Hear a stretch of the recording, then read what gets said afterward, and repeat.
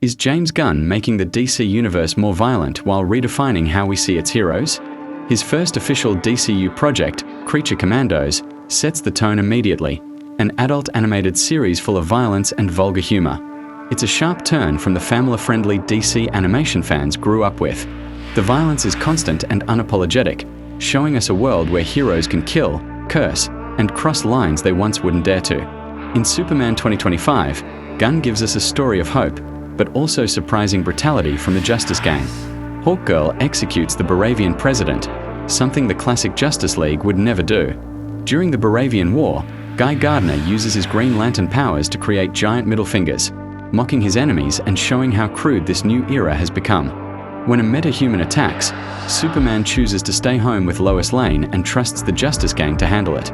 This isn't the Superman who rushes to save everyone. It's one who's distant, weary, and trusting others to act, even when people might die, considering how the film began with the Justice Gang joining Superman in battling a kaiju in Metropolis. In the massive, destructive fight, the Justice Gang kills the massive kaiju with bystanders on the line. Superman saves the city by catching the falling creature, but the chaos leaves the audience questioning how much damage these heroes cause. Later, Superman faces Ultraman and is beaten several times, showing a vulnerability that feels intentional. This isn't the unstoppable godlike hero we saw in Man of Steel. It's a man struggling to stay hopeful in a cynical, chaotic world. Peacemaker Season 2 continues the same tone. Eagly viciously attacks Argus agents, and the show includes several graphic scenes during Peacemaker's Wild House Party. The violence and humor blend into something both funny and disturbing. Gunn seems to believe that realism means showing the ugly side of heroism. Heroes and anti-heroes who make terrible choices, fight, and still somehow try to do good.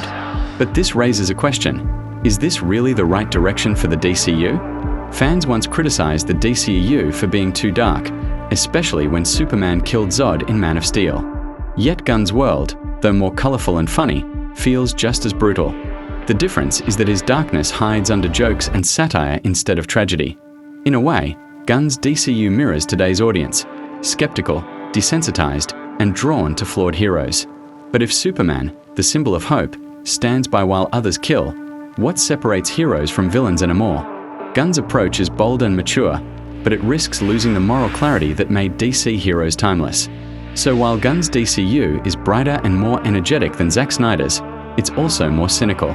It's whether James Gunn can balance his darker realism with the values that define these characters, or if violence and vulgarity will become the new face of DC's future.